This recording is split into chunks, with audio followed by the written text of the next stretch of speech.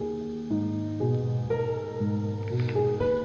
hosts feel it would be a little unkind to present this podcast without just a word of friendly warning. We are about to unfold the story of Frankenstein, a man of science who sought to create a man after his own image without reckoning upon God.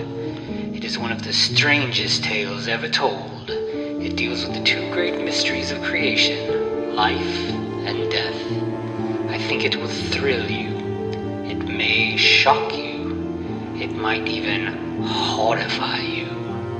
So if any of you feel that you do not care to subject your nerves to such a strain, now's your chance to. Well, we've warned you.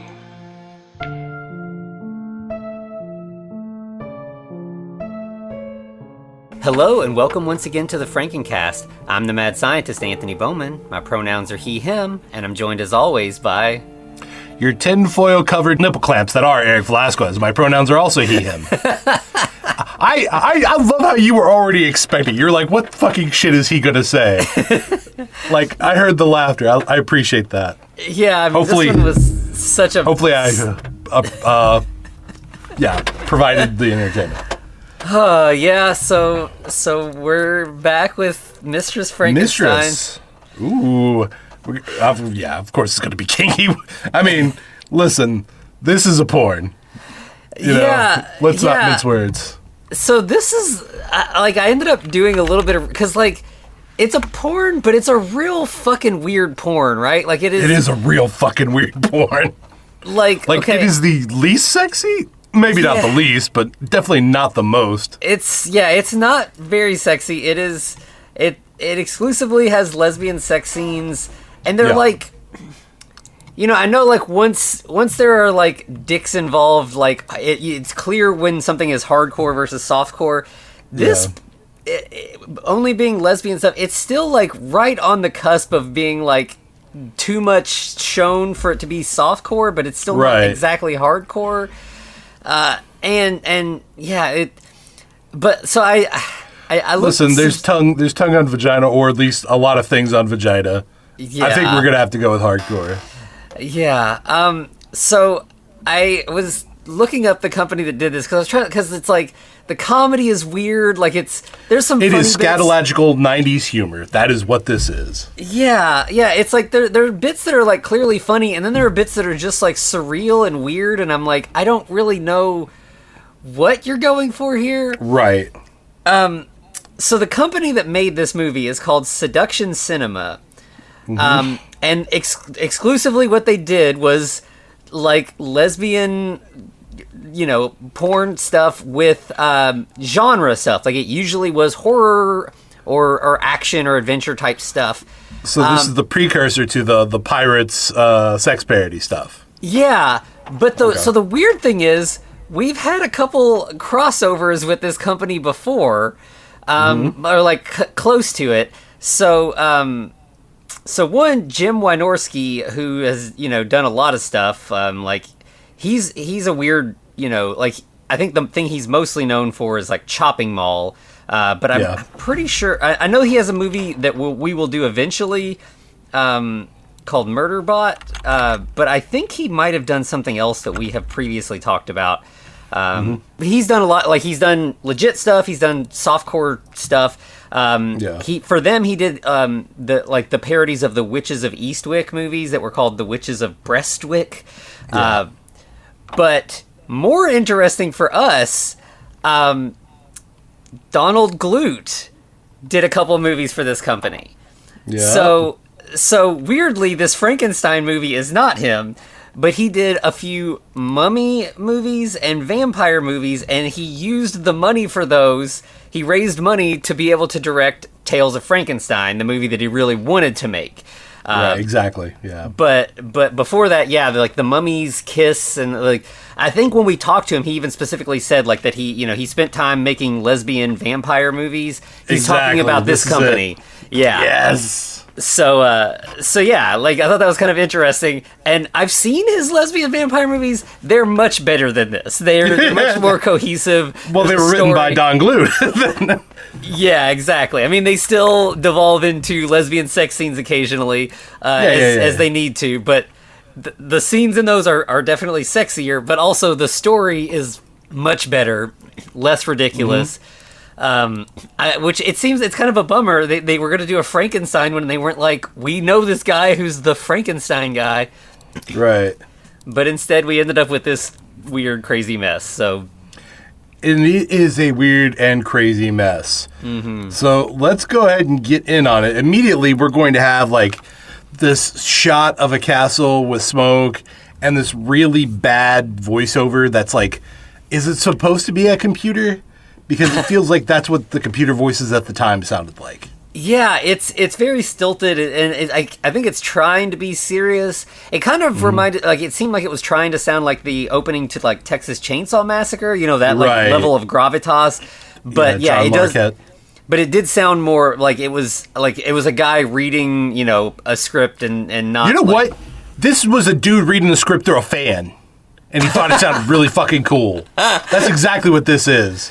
Probably, yeah. Yeah. And it's like a whole long thing. I think the beginning of it is like, you know, throughout science history, no one has lived in such infamy as Baron von Frankenstein. And then it keeps going. But yeah, so I guess the joke is here that Victor was sexually frustrated, despite him apparently never trying to have sex. Yeah. And like everyone's like, he doesn't care about sex at all. Yeah, which apparently he does. Yeah, which he kind of has to not care about it too much because we're not going to have any sex with him in this movie. Nope. But yeah, like they. Yeah. Imagine your friend's like, "Hey man, you want to do this porn? I'm directing. You don't get to be anywhere like in it, but you're the main star." What? Right. Yeah. Okay, sure. Why but not? like, they say that like his wife is very frigid. And, like, we get this kind of gag where, like, we see him trying to, like, touch his wife, and she slaps his hand away. Yeah. And then in the next scene, he tries to touch the monster, and the monster slaps his hand away. The only hard pointy thing she's ever touched is her knitting needles, apparently. Right, yeah. And strangely, the monster in this looks pretty good. Like, it's way better than this movie deserves. Yeah, like, because they do a good mix of, like, a mask type thing and, like, makeup so that, like, he has movement, you know, like, when he talks and smiles, like, his mouth moves, it looks good. Yeah. And, I mean, obviously, it's very much a ripoff of the Universal Frankenstein monster. I mean, he's clearly meant to look like Boris Karloff, and he kind of does, actually, which is surprising. And eventually, when he talks, he even is... affecting the Boris Karloff accent, like his specific kind of lisp. This version of the Frankenstein monster too good for this movie. Get him in a better movie. Absolutely, yeah. So, because we start and we have like Victor trying to teach the monster to talk, and at that point, he doesn't like it's too early. And so it's just like I can't remember. Victor says a word to him, and he just keeps like clapping at it, like he doesn't. Yeah. But then he's like, I gotta take a shit. And then he's making noises. Yeah, and which, again, like you said, this is just scatological humor for no real reason. Like, he just goes to the bathroom, and he just, like, we have footage of him just sitting on the toilet with, like, you know, horrible sounds for a while, like a couple minutes. Yeah, but of course the monster's mimicking those sounds, so that's how he's learning how to talk, through poop. Yeah, and that takes us to credits. To like the opening credits, and there's not really much to them. They're pretty, straightforward. Nothing really interesting going on there. And then when we come back, we've got Victor working on the monster. He's like checking his like reflexes. He's tickling his foot with a feather. Right. But then Tuxedo Igor appears. The Igor in this is so weird, but I kind of liked it just because it was something new. It was like I don't necessarily appreciate I don't think the actor is gay, but like they're doing a stereotypical gay affectation as well. But also, I kind of like catty Igor. I mean, yeah, he's in like a tux. He's drinking champagne and yeah, he's got the kind of like the classy gay kind of thing going on. Yeah. And he's with the butler from what's it called, The Nanny. Yes. And he's like, I came down to give you a hand. And he's like, got an actual, disembodied hand. And Victor's which like... Which is almost a fun joke. No. Yeah. But then they kind of shoot it down because Victor's like, I fucking hate that joke. I hear that joke all the time. I'm so tired of that joke. Right. Do a new joke, Igor, damn it. Yeah. And then we get like a laugh track as... I guess this is a Steinfeld? Seinfeld, sorry. Yeah, it's a Steinfeld joke. Yeah. Right? Because where comes running in, what's his name? Kramer. Yeah, Kramer. Wow, Yeah, I'm getting old, apparently. My brain's not working like it used to. I used to be able to name that shit off like nobody's business. Anyway. But yeah, the monster comes in and he gets applause and he can now talk in, the Boris Karloff voice. Yeah. And Victor's like, how was your day? And he's like, oh, I drowned a girl in a lake. Ripped off a guy's arm. Yeah. Inspector's arm. Yeah. And Victor's like, that's good. I'm happy for you. Like, it's... Yeah. And he's like, yeah, awesome. But the villagers with the torches, it's becoming a real problem. And they're like, yeah, it comes with the territory. Yeah. And it's just like, it reminded me of like, in Looney Tunes, when the sheep and the sheepdog and the wolf clock in together. Yeah. And then they have to hate each other as their job, but then they clock out and they're like, yeah, let's go see you tomorrow, Sam, or whatever. Yeah. Yeah. It felt like that. But Victor has cookies and milk for the monster, like he's treating him like a kid. Cookies, milk, good. Yeah. Friend. Yeah. But of course, Igor and him don't like each other. Yeah, there's a little bit of tension there because it seems like Igor. We had a bit earlier where Igor kind of flirts with Victor for a minute, and Victor just kind of like brushes it to the side. But Victor clearly cares a lot about the monster. And so, yeah, Igor has some jealousy there for sure. Yeah, of course. But nothing will come of it. This is the last time any of these people interact, well, except for Igor and Victor. This is the last time the monster interacts with any of them. Yeah, we don't get nearly as much of the monster as we should in this movie. Well, not this monster. We get a monster. Yeah. A sex monster. Anyway. And speaking of sex, we cut away from this encounter to two maids... French maids. Let's be real. That's the whole stereotype, right? Yeah. That's what the outfit, yeah. Yeah, and they are, like, getting undressed, like, to take a bath, but, like, one of them is real flirty, and the other one is very shy, but they're still getting naked together, and, like, I think the shy one is going to take a bath, and it's supposed to be the other one's going to take a bath after, but she's like, nah, I'm hopping in here. Let's do this thing. Yeah. And as they're like getting ready, they're like talking and like they're talking the Frankensteins. Yeah, like Mistress Frankenstein works them too hard. She just needs to get laid. Right. And the other one's like Dr. Frankenstein just doesn't give a shit. Yeah, because she was like, I tried to flirt with him earlier, and he complained that my breasts were blocking his view. Of course, the other lady's like, oh yeah, those things could block anybody's view. Hey. Yeah. So yeah, eventually they end up in the bath, and it's like, it's weird. Like the one is like, I'm a virgin, I'm not comfortable with this, and the other one keeps pushing it, and finally she's like, okay, and then we just kind of devolve into a very awkward sex scene. Yeah, I mean, like, I'm not a connoisseur of eating ass, but like, I feel like you don't do it this way. like literal poop water. I'm sure. I don't know, man. Like, there's questions. Who found this hot? I know it's and this explains so much about our parents and like older siblings. Like, guys, therapy's a thing. We need this. We need to go. And like these, like they're attractive. I'm not downplaying them, but yeah, it's. Just the dialogue in here is like, there's a part where she's like, will I still be considered a maiden after this? And the other one's like, if I'm being a lesbian, or if I have lesbian sex, can I still be considered a maiden? Yeah, and the other one's like, what philosophical fucking questions are you having during sex? Right, yeah, like, these are not things you need to be talking about now.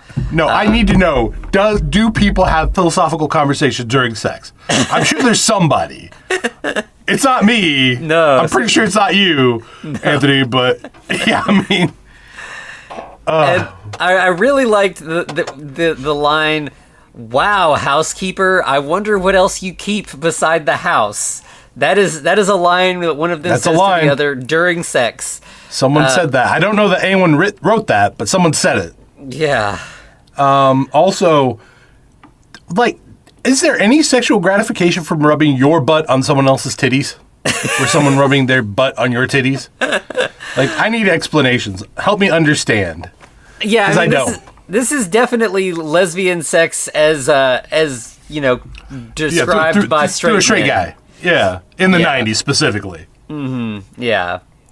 And meanwhile, we also see that Mistress Frankenstein is like directly below them knitting, Yeah, and like, she's what's going on? Yeah, she's hearing it, so she ends up going upstairs and like interrupts them, and they're like, "Oh, I was just helping her wash her hard to reach places," and Mrs. Frankenstein doesn't care. She's just like, "You need to get back to work. Get out of there. Get back to work. I've got things you need to do." And so she storms off, and the virgin of the two is Quote, like, unquote. "Good thing she doesn't know orgasm sounds." Clearly, Lady Frankenstein knew what happened. She just does not care. It does not matter to her. Right. Cut to outside, where Victor finds the stable boy. Is this is the director, right? Yes, this is the director Zachary of this Snygg, movie. yeah. Yep. Yeah. Oh my gosh. Like, I want to tell the guy, like, dude, your voices ain't your thing. Like, I appreciate that you're trying. I try. Neither of us are great at voices. It's just not a thing. Yeah, he's looking at a bunch of chickens, and he's kind of like picking out which ones he wants to eat first or something. It's very strange. And then Victor's like, "Hey, I need you to get some, I'm working on my experiment. I need some glue."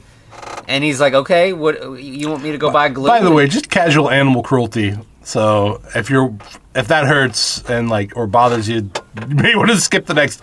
We'll say about 30 seconds.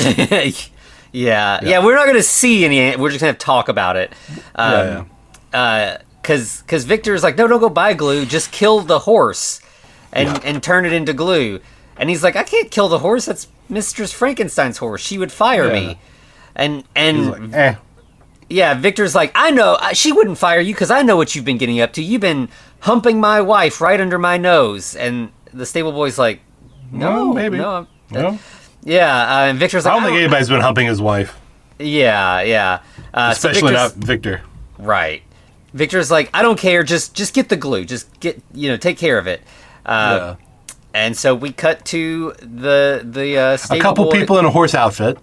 Yes, like the classic. That's funny. 2-person Halloween costume. Yeah. And it's like it's not even like made of fur or anything. It's like made of felt. like. Yeah, Maybe. it looks absolutely like two people, and like they didn't even try to make it look remotely horse-like, Which I think is better, maybe. Yeah, it's so silly that like you just have to laugh at this. Yeah. So he comes up, he shoots this horse in the head, and then we cut to like a little later, Mistress Frankenstein calling for the stable boy because I want to ride Hillary, my horse. Yep. And he's like, "Oh, your horse isn't feeling well. You should try another day." And she's like, "No. I must ride today." And eventually, he's like, "Okay, well, your horse is feeling really shy." Right. Here, put on this blindfold. And she's like, "Wait, I've been riding this horse for years. What the fuck?" This makes no sense. Yeah, he's like, "Just trust me. Just today, it'll be better for the horse and for you. Just wear a blindfold." So she finally agrees, which is crazy. I would be like, "What the fuck? No, I'm not doing that." Right. How can I ride a horse without just being able to see, right? Fuck you. And so, of course, we know where this is going. He gives her a piggyback ride while she's wearing a blindfold. He's running around the yard. He eventually bumps into a tree, and like she just kind of like collapses against the tree, like. But she's like standing, but her like at like a weird sort of like 90-degree angle with her head against the tree. Right. And he kind of inspects her to see if she's okay, and is like, I'm not sure what's going on here, and he just like runs off. Right. He's like, oh, I fucked up, and then we have like a reverse Evil Dead moment where the camera pulls away. Yeah. By the way, like, okay, like I'm not a professor of comedy or anything like that. I'm not a comedian at all. But to me, this whole scene was like a great anti-comedy joke. You know, have you ever heard the ping pong ball joke? Yeah.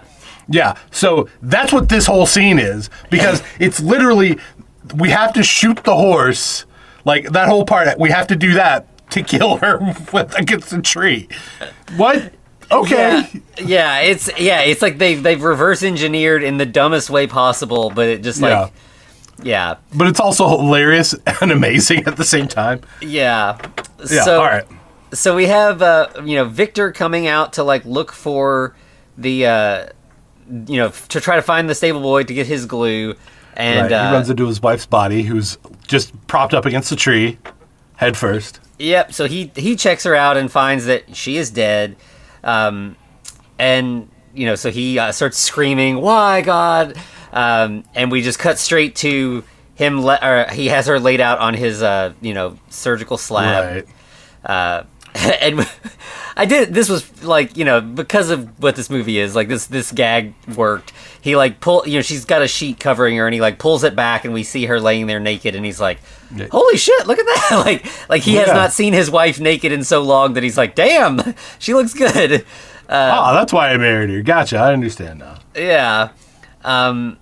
So then that's when Igor comes in to help, and he's like, Igor, put on the nipple clamps. And Igor's like, okay, well.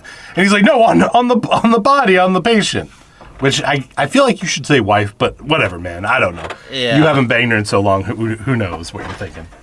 But as you said, these like you could get. I mean, I'm pretty sure at the time you could definitely get better nipple clamps. Yeah, like you could go to a sex store, you could go to Amazon probably and get them. But instead, it's two clothespins attached together with aluminum foil, as you said earlier. Yep.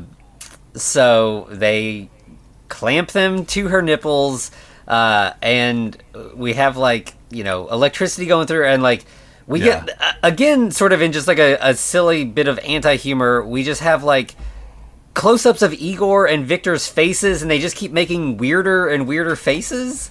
Well, then we get a weird guy in a fucking jester suit who comes looking in it through a window. Yeah. So, when this happened, I was like, "What the fuck is this?" And is this an in-joke that I don't know about from this porn company? Yeah, eventually we will see more from this character, but it never really makes sense. So we will so his name is Karl the Jester. We'll eventually find out. But yeah, he just he's this weird little guy. And yeah, I feel like he's the producer. He gives big producer energy for all the good and bad that means, you know? Yeah, I don't know. I kind of know what you mean. Yeah, there's no other reason for him to be here. Yeah, it's he wanted to be in his own porn movie basically, so he's like, hey, write a bit for me, make me the Jester or whatever. Yeah, because the dude's trying to act, he's giving it his best. He's not making it there. But he makes a call about Baron von Frankenstein creating an undead vixen from hell. You know, He literally is just reading his copy. You know. Yeah, absolutely. Copy. But meanwhile, inside, the bride or Lady Frankenstein's not waking up, so things aren't. Victor's like, what am I going to do? So he pulls her brain out of her ear. Right. And it's clearly just fun. They just have it sitting behind her head, but he's kind of making motions, and he's like, oh, I always have so much trouble. I always have trouble with the bra strap and getting the brain out, and then he just pop. He's got the brain in his hand. But he's like, her body is obviously very good, but the brain shakes the brain, rattle. Oh, the brain's busted. That's the problem. Yeah, he's like, okay, Igor, you take care of this. You get it fixed. But he has to go pee. Yeah. So he leaves. And this is when we cut away to the Jester making the phone call. And again, he calls a person. But he's spiking the camera the whole time. He's literally staring into the camera. Yeah, and the person he calls is clearly a woman wearing a trench coat and a fedora and a huge fake mustache. Right. Well, I mean, that's funny because then there's a guy come in dressed like a milkmaid. Yeah, and they speak in fake it's gibberish. Russian. It's gibberish, German, Russian. They don't know where they're going. These are obviously just Americans who don't know any better. Yeah, and he's telling them, like, we gotta get together and put a stop to this evil vixen from hell or whatever. Yeah. I mean, she doesn't seem that evil, to be honest. Yeah. But then Igor's trying to fix the brain and leaves it on the floor for the dog to eat. Yeah, and we've gone from, like, it's a plastic, like, anatomical model of a brain, and then suddenly there's just a pile of dog food on the or something. Yeah. Igor's like, oh no, what am I going to do? But before we find out what he's going to do, like, he runs out, he's going to figure it out. Right. We go back to... Do you like uncomfortable stereotypes that just somehow are worse than most of these stereotypes? Yeah, so... Okay. I mean, we're used to running into the Romani people in our Frankenstein movies. It's... Boy, but it's not this blatant. Like, this is... Yeah, there's no subtext, it's just text in this one. Mm-hmm. Yeah, so we have... the stable boy answering the door. There's this beautiful Romani girl there, and she's like, I had a vision. I need to tell the master of the house. Yeah. And the stable boy's like, oh, he's out. But I want to pay you to see your boobs. Like, right. How much would it take? And she's like, I too remember being an 18-year-old or a 16-year-old boy. Yeah. So she's like, all right, sure, let's do it. So she's doing like this sexy dance and slowly stripping and everything while he watches. Meanwhile, all of the other Romani in her group are just strolling into the house directly behind her, but the stable boy has only got eyes for her. Right. And they're just robbing them blind in the worst, stupid stereotype of Romani people. They're just... By the way, like, one of the objects they take is like a Freddy Krueger Nomicon, like Necronomicon thing. Where the fuck can I get one of those? Yeah, It's I don't know if this is supposed to be like Victor's, journals or whatever, but eventually I think we do have the monster walks up on a Romani woman and he's like, nice bongos. Yeah, because she's like, bongos. actually, yeah. What bongos? And she's like, oh, I'm not stealing. I don't know what you're talking about. Well, you know what? You look like a nice strong, like, why don't you join us? And he's like, I've always kind of dreamed of being with a Romani troupe. He doesn't obviously. Yeah. And he's like, yeah, let me get packed and I'll join you. So meet me around back 5 minutes from now. Yeah, and I think, is this the last we see of him? 100%. Yeah. Like, in this movie, 100%. We'll see him later just randomly dancing with a lady. Yeah. Oh, yes. Yeah, that's true. Yeah. But this is the last of the official movie he's in. Right, yeah. So everybody starts clearing out, and the stable boy's like, all right, now that I'm all worked up, how much would it cost for a BJ? And she's like, give me 5 minutes, I'll get ready. And then she just walks out. Yeah, and that's the last we'll see of her. Yay! Sure, why not? So we catch back up with Igor, who has gone to Clive's body shop to buy a brain. I appreciate that. That's a good one. They give a shit about this one joke, I guess. Yeah, and we'll even, like, if you didn't catch it, we're gonna get, like, so Clive is telling him what he's got all kinds of body parts, whatever you need. He's having a special on rectums, and Igor is like, gay joke. Gay, here, but then he's like, so can I get a colon, Clive? Colin Clive, obviously. And he's like, yeah, of course. But he's like, actually, what I really want is a brain. You're right. And so he's like, I got politician brains. Oh, sorry. I thought we were going to... Yeah. The shit... Yeah. Oh, shit brain. You have a shit brain. Yeah. It's like, we've got intellectual brains. They're pretty expensive, but, like, I'm practically giving away politician brains. Yeah. Because, shit for brains. And Igor's like, well, yeah, I'm a little strapped for cash, but I'm not that desperate. Is there something kind of in between there? And he's like, I got the brain of a lesbian. Yeah. Oh, yeah, I like acting. Brains. Yeah. That's great. That's a good joke. That's a good joke. Yeah. I did a little acting back in college or whatever. Right. So thespian brain. That's what it is. Thespian. That's what he's thinking. Yep. So that's what he ends up going for. He buys the lesbian brain. Mm-hmm. He brings it back. And when he gets there, Victor's like, "Where have you been?" And he's like, "Oh, I was taking care of the brain thing, like you said." And Victor's like, "Okay, fine." He like kisses the brain. And then, puts it back in her ear again and, like, revives her. And now it's going well. Now that we got a good brain. We get an erection joke as he's like, she's alive! Yeah. Like, we just have, like, a crotch shot where they've, like, put something in his pants. And the But the mistress wakes up and she's like by herself. Like he was excited she's alive, and then they just leave. He took his camera and he's gonna go, I guess, film himself jerking off. Which what the fuck? Yeah. Okay.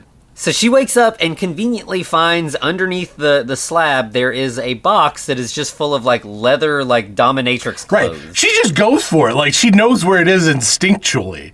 Like, is this a lesbian sense I'm not aware of? Because I don't know many lesbians wearing like leather stuff like that. You know, most of them are wearing very comfortable clothes. Yeah. It's so strange. I don't know.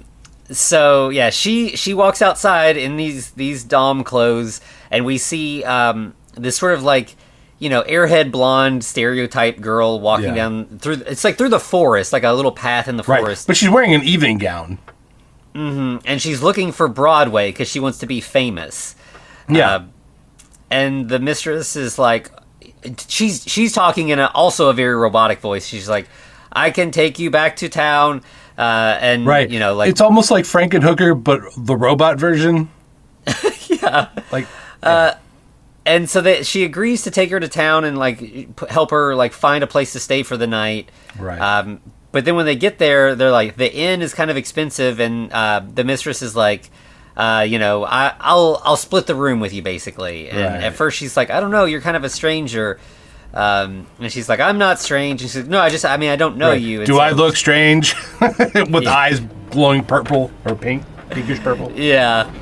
So they eventually agree, and they, you know, go into this little room in the hotel, or this like motel, basically. Why is there a joke of every time like someone enters this area, they make a joke about an efficiency apartment? Like, this is just a cast member's efficiency apartment, I guess. And that's the joke. And the guy doing the fake commercial is Igor, but like, you know, in a different outfit. He's got a fake mustache. He's got a cowboy hat on. Yeah, there's a couple characters in this that play 2 or 3 roles. Yeah. So we end up, you know, once they get in the room, you know, the mistress like throws the girl on the bed. This was uncomfortable. Like, this was very uncomfortable. Yeah, like the previous sex scene felt a little coercive. This one felt a lot more so. Right. Well, this is SA. I mean, this could happen to anyone. That would suck. Like, yeah. Like, if you're into CNC, that's fine, but that's, you know, look it up if you know, you know. But, I mean, normally there's talk about it before you go into things. Right, yeah. And it's, you know, I mean, like, you know, obviously people, you know, when you look for CNC porn, like, obviously the talk doesn't occur on screen. That's part of the... But, like, I don't know, this doesn't feel like that kind of movie, and so suddenly being surprised by it is sort of unwelcome, you know? If you're... Yeah, I don't... But it kind of... I mean, it goes similarly to before, where, like, she resists for a little while, and it's like, no, I don't want this, and then eventually she's like, oh, yeah, you know, she's into it, but it takes longer than you want it to. Can I tell you, I had a full... Like, I don't want to make this serious, but I had, like, a full existential crisis during this, because, like, I was like, oh, my God, like... Is this where learned helplessness is like, is it possible this is an evolutionary trait where you just like differentiate yourself during things like this? Like, did this happen enough that we evolved learned helplessness? Like, I was freaking the fuck out, man. I don't know why this porn made me have like that kind of weird reaction, but like, yeah, sorry. That's what I was going through at the time. Yeah, it's... And yeah, so this I know, yeah, it's just disturbing in like a way that like it just doesn't feel like it needs to be, and like I don't like, yeah, exactly. And I feel like this time period is not like, you know, I've seen a lot of like weird like, you know, early vintage porn, like a lot of that gets like sort of re-released and like, you know, reevaluated through like, because I mean a lot of it was more like cinematic and actually like a film. This period is not a period that, like, I've seen a lot from, so, like, I don't know if this was, like, maybe people wanted this sort of, like, CNC lesbian stuff, and it was common, but it does feel like, yeah, I wonder how much of an impact it had culturally. Like, I feel like this is the moment where everyone first asked, are the straights okay? Like, and it's like, no, clearly we're not. We're not doing well. Yeah. We're still not doing well. Yeah. But anyway, yeah. So yeah, we have their sex scene. It, you know, once it like becomes, or like, you know, she is into it. it's pretty boilerplate. There's not really much going on here. It's less weird than the last one, but it ends like with a kind of comedic bit where the girl is like, "So this is what it's like in the big city," and Mistress Frankenstein is like, "That's right, Toots. Now get your shit and go." Right. That's even worse. It's like, God. And then the girl's like, "You sound just like the boys back home." And it's like, God, this girl has had a miserable life. What? Of course she wants to leave her small town and go to Broadway, and then she ends up in a terrible situation again. Like, this poor girl. New boss, same as the old boss. Yeah.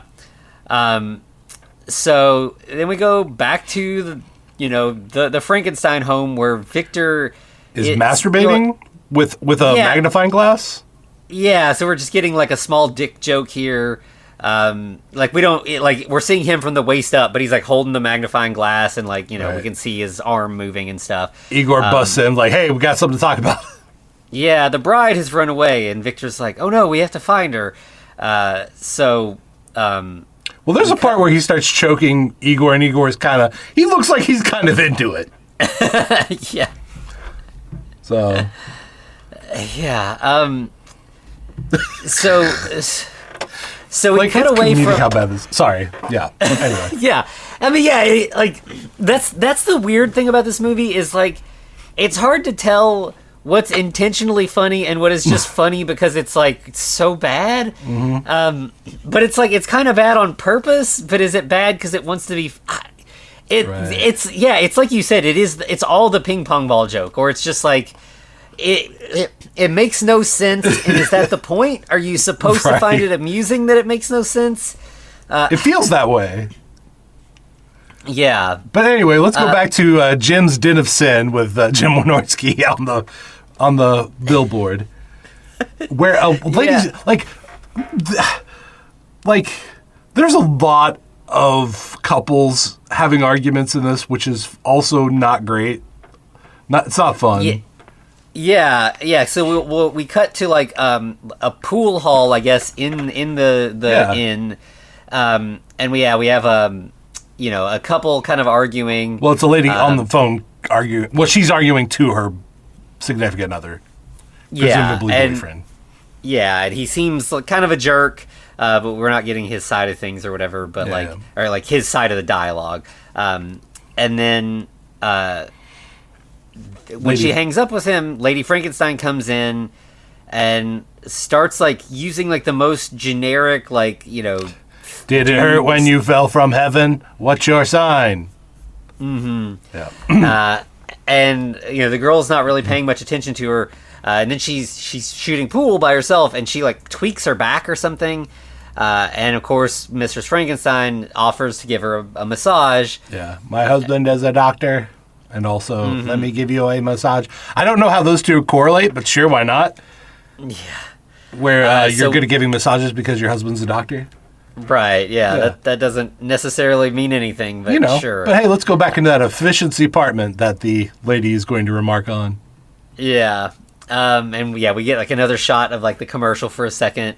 Yeah. And then, Mistress Frankenstein starts giving her a massage, and then it's sex. It'd be easier if you had less clothes on, and the lady kind of resists, and she's like, "Oh, okay, fine, whatever." So she gets naked. Yeah. And then we go into another sex scene that's just pretty boilerplate. And again, it's it's a little coercive to start, a little less so maybe, but it's. Again, it's Mistress Frankenstein is just continuing to have sex with these women who don't seem like that's what they're after, and kind of eventually just let it happen to them, which is gross. Yeah. And then we cut to a town council meeting where the burgomaster is sort of chairing the meeting. Right. And this is probably a fucking scene out of fucking Parks and Rec. Yeah, and. This bit is probably the funniest thing about this movie. So the town we're in is Karlstadt, which we've, sometimes some of the Frankenstein stuff we've seen has been in Karlstadt. But the joke here is that everybody in Karlstadt is named Karl. Every man's named Karl, yeah. Yeah. So there's Karl the Butcher, Karl the Jester, Karl the Burgomaster. Karl the Inspector, Father Karl the Priest. They took that bit to the max. So Karl the Butcher wants, this starts as just like a general town council meeting. So, any new business, Karl the Butcher's like, can we pass a law to make it illegal for meat to go bad? Right. And everyone's like, yeah, that'd be great. We should do that. Right. The inspector's like, can we pass a law where criminals arrest themselves? Yeah. And then Father Karl, the priest, comes in, and he's got the blonde girl. This is the director again, because he's really bad at voices, and he tries to do Arnold Schwarzenegger, but doesn't. Yep. And so he's telling them that, this girl was attacked by Victor's evil creation. It's time that we go after her and put a stop to this. And before everybody can, rile up and become an angry mob, another villager rushes in. But there's an angry gorilla that ripped my arm off. Yeah, and everyone's like, oh no, now we've got two bad things. Which should we deal with? The inspector's like, of course the inspector's the one that the monster ripped his arm off. Yeah. He's doing the classic gag from, Young Frankenstein. Yeah. He's trying to hand him the card. Yeah, he hands him a business card, like, this is my fake arm guy, you should talk to him. But then Karl the Jester's like, we must vote to decide who we're gonna go after. And the gag here is, I think it's like, everybody raise your right arm if you want. Well, raise your left arm if you want to go after the female monster who's almost surely going to fuck us all to death. Or raise your right arm, the one that the dude's missing, if you want to go after the gorilla. Yeah. Literally, the dude takes his one missing arm and holds it up, while everyone else is like, nah, we're good. We're going the proper way, I guess. Yep, so we see an angry mob starting to go into the forest. We see a guy getting on a computer and searching torch.com to order some torches, I guess. This is clearly late 90s for sure. That's Amazon still keeping that dream alive, I guess. Yeah. But then we get a guy named Tony who gets a call, and but he has an argument with his wife because he just wants to watch the game instead of join the mob. Yeah, and I think his wife's name is Marge, and she's like, it's Nancy on the phone. She wants us to, and they're just yelling at each other. This is just like an angry sitcom blue collar kind of family. Dude, I've been in that house with those parents. That's the worst. Not my parents. They were actually a friend's parents, but still, it's still not comfortable. Yeah, and she's mad. She's like, we never go out, and he's like, but I'm just trying to watch the game. And, this is your chance to make something of yourself. Yeah. And then we cut to another just sort of left field scene. Earlier we had when we had initially met Karl the Jester, he interrupted a guy raking leaves. Yeah. And we just have that guy again. Who has his shirt pulled up? Like, he only has his sleeves on. Like, the shirt's pulled up around his head. Like, that's his normal getup, I guess. It's so like nothing in this movie makes sense. No.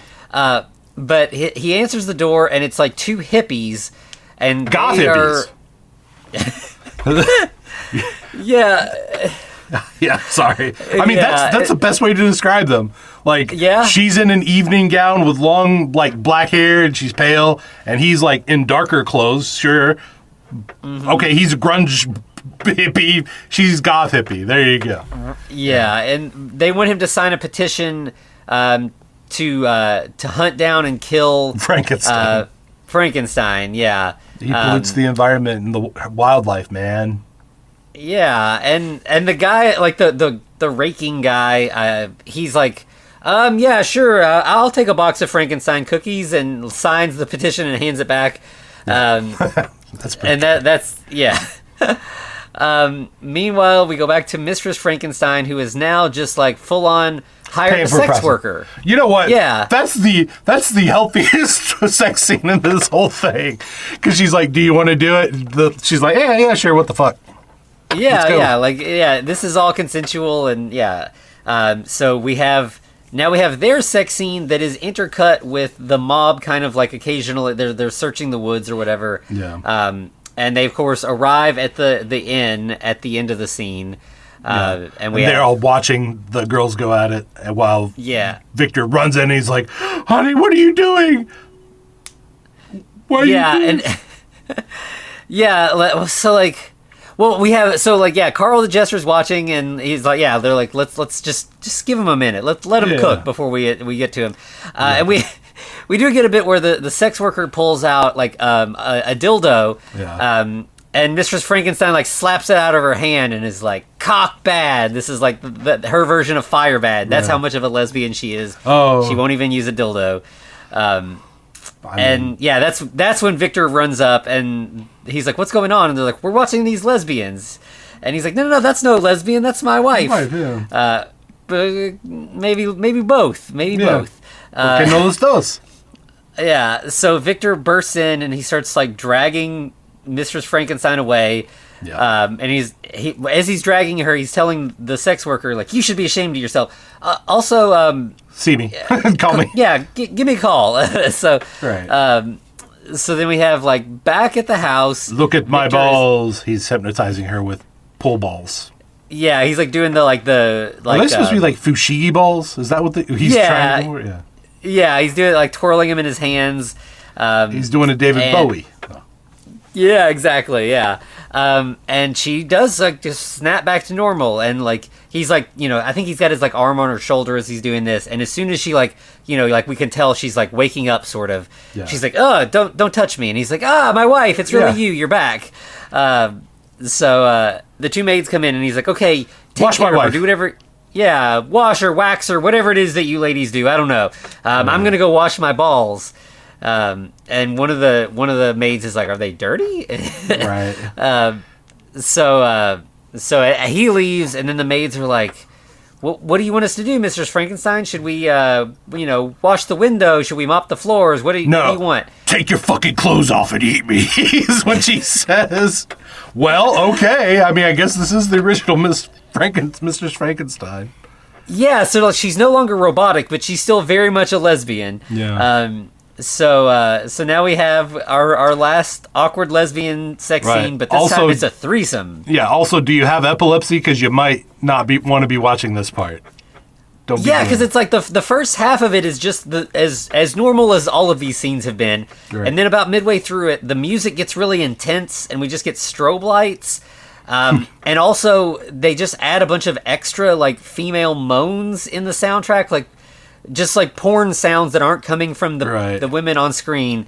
And that's the end of the movie, basically, is just, like, that for a little bit. David Lynch came in and, like, he did a guest directing for the last, like, 5 seconds of this movie. Yeah. And so then we go to the credits, which is extremely weird. We have a gorilla walk into this just very empty wood-paneled room that has just like a keyboard sitting there. He sits down behind the keyboard, presses a couple buttons so that it's like playing like an automatic beat, Right. And then he just starts kind of pounding on the keyboard. While Karl is speaking in fucking sexual limericks and shit. Yeah, the credits are rolling on one side of the screen while Karl the Jester he's saying just like really crude, gross poems, and the gorilla is getting progressively more like aggressive. He's just banging on the keyboard just like atonally. It's just horrible sounding. Like this was the director being like, I want to be artsy for this last bit. And at some point, the Frankenstein monster, he finally comes back, as you said, dancing with the blonde girl. Yeah. They're just slow dancing, twirling around behind Karl reading his poem. And maybe she found her way to Broadway. But yeah. And eventually we get to like the credit, like the actual credits finish. Or like in the last like minute or so of the credits, Karl has run out of poem, so he just stands there kind of like dancing. He's just kind of moving his shoulders back and forth and making weird faces. And finally, when the actual credits finish, the director, who we know as the stable boy, just comes out and pulls the gorilla mask off of the guy at the keyboard. And he's like, "All right, that's it, we're done." And then we go to black. End of shoot, I guess. Yeah, and that's it. That's how this movie ends. Was it a movie? It was an experience for sure. No. Yeah, I mean it's so like that's again like the the Don Bluth movies, like, they felt like movies. Yeah. There were reasons why there were sex scenes in them. Like, this movie is me and my teen friends fucking around, except for also porn. Exactly. Yeah. Like, there's not really a plot, and like, it's just a bunch of silly jokes. You know, and like, it's the Donald Bluth movie. Like, it is trying to be a plot, and it's also trying to be sexy. And I think those succeed at both of those things. Yeah. This doesn't really succeed at anything. Like, No. it's not sexy. It's not. There's not a story that's compelling or like, you know, keeping you interested. Can we say it succeeds at failing? Which is odd. Yeah. Like, it has moments that are funny, but I don't think it's the moments that it's trying to be funny for the most part. You know, I think the best joke that it is definitely a joke is the everybody being named Karl. Yeah. And that's still kind of a surreal joke. It's not really. Yeah. It's not a joke. It's like it's an anti-joke. sort of this whole thing's anti-comedy. Like, yeah. It's anti-porn. It's anti-everything it's set out to be. It really is. So it's such a weird curiosity that I would almost, if you can put up, like, if porn doesn't, like, you know, if you're in, like, can watch porn and aren't, like, offended or whatever. Yeah. It's an experience. It's worth seeing because you're never going to see anything else quite like this movie. It is unique, for sure. Like, Yeah. there are a lot of things close to it, but nothing quite like it. Yeah, which is like, you know, I mean, we've done a couple, like, you know, on the Patreon, we've done some stuff that is just like straight up hardcore porn with just a little bit of plot because it felt like it wasn't enough actual story to talk about on a main feed episode. Over here, we've done a few things that are like, you know, like the Lena Meets Frankenstein, where it's like there's enough plot that it feels like a movie and it just has porn scenes. This does not have enough plot, but there's a lot to talk about. Yeah, it felt worthy of being on the main feed just because it was so fucking weird that it was like there's enough to like really get a full episode out of this. And I mean, I've never had a porn that made me question the human experience quite like this one. Right. So if you're ready to just, like, you know, lose all grip on reality and question everything that you thought was true, and occasionally watch some weird lesbian makeout scenes, this is the movie for you, I guess. Yeah, we're talking to like 5 people in the world right now, hopefully. But anyway. Yeah, so there are hotter lesbian movies. I can guarantee that for sure. Absolutely, yeah. If you're wanting just to like get off watching some lesbian porn, there's thousands of better options than this. But you know, if that's not what you're here for, and you're just here for something weird, it's definitely that. Let's get weird. Yep. Yeah. So that was the thing, Anthony. Yeah. You know what? Let's go with a palate cleanser. I can't believe I just said that. For a less weird movie. And by less weird, I mean not that much less weird. But it is star-packed because next week we're going to be watching Freaked. Yes, this is... I love this movie. It's maybe stretching what counts as a Frankenstein movie, but maybe not. I don't know. It's kind of... but yeah, this is a movie that I don't think a lot of people have seen. And I feel like just recently I've heard a couple people being like, oh my God, have you ever heard of this movie? It's so crazy. Like, why have I never found this before? And I think it might even be getting like a new reissue from one of the, which maybe is wild. Umbrella. Yeah. But like, yeah, this was something I found in like Blockbuster. Well, it was a video store. It wasn't Blockbuster. I think it was Hollywood Video. But anyway, and then me and my cousins were like, this is amazing, because we were like 12. If that. Yeah, it's a movie that, like, if you just stumble across this, you're going to be like, what did I just find? What is this? And it's great. It's, starring and directed by Alex Winter. So wait, this is Ted from Bill and Ted. But also, there's Bill in here.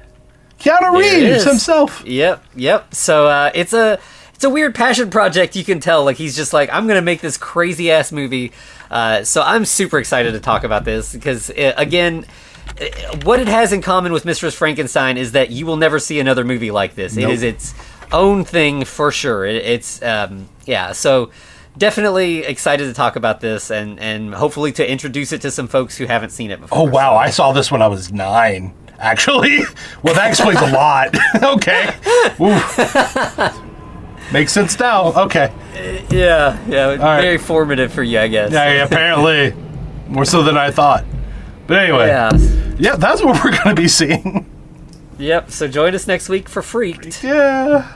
All right, Anthony, where can they find us, my friend? So you can find us on all the socials at The Frankencast. You can email us at thefrankencast@gmail.com. We're also over on YouTube. And of course, you can always find us at patreon.com/thefrankencast, where we got all kinds of odds and ends. If you liked this kind of weird episode, there's a lot more weird stuff over there. A lot of things that we didn't feel like would fit in a main feed episode. Plenty more porn, plenty of other just kind of odd nonsense. So we'd love to have you over there. Absolutely.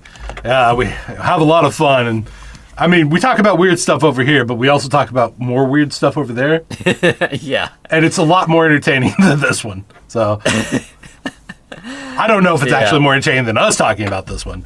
But yeah. So the movies certainly were more entertaining. Yeah. All right. Well, anything else we got to say?